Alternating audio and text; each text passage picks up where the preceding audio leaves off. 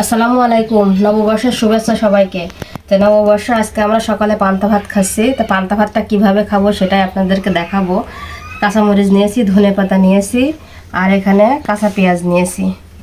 এইগুলা দিয়ে আমি তো 1 চামচ লবণ নিলাম। প্রথমে লবণটা নিয়ে আমি কাঁচামরিচ, কাঁচা পেঁয়াজ আর ধনেপাতাটা ভালো করে একটু ম্যাশ করে নেব। পেঁয়াজ, কাঁচামরিচ, ধনেপাতা, লবণ দিয়ে এই যে সুন্দর করে আগে মাখাই নিলাম। এই যে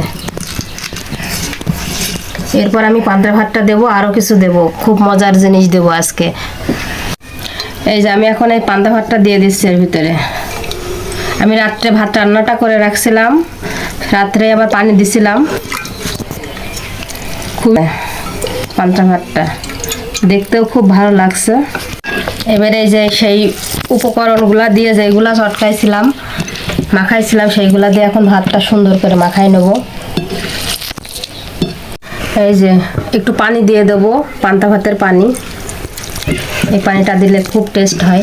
পান্তা ভাত খেলে আমার আবার খুব ঘুম হয়, খুব শান্তি মনে হয়, যেন কি যেন একটা খেলাম, জানি না কেন লাগে এটা। তো পান্তা ভাতে নাকি অনেক প্রোটিন আছে তাই জানি।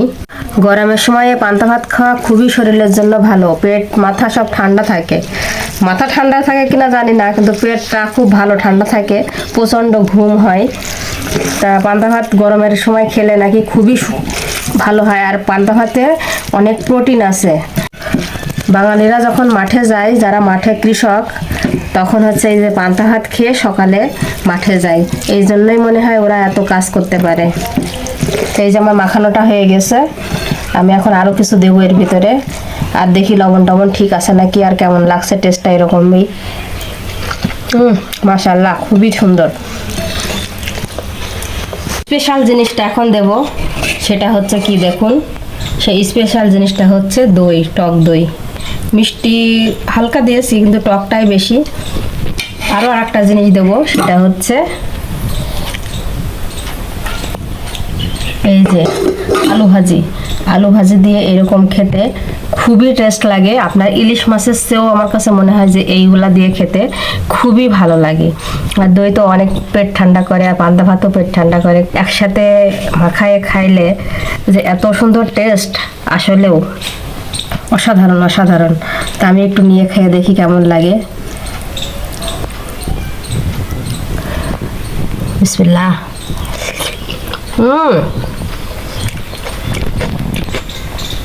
যারা যারা এখনো ট্রাই করেননি অবশ্যই ট্রাই করে দেখবেন।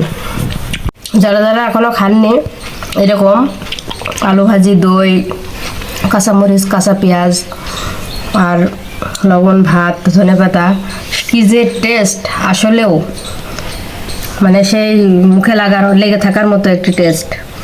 তো আজকে এই পর্যন্তই। আল্লাহ হাফেজ। যদি ভিডিওটি ভালো লেগে থাকে অবশ্যই কমেন্ট করবেন আর জানাবেন কেমন লেগেছে আপনারা খেয়ে।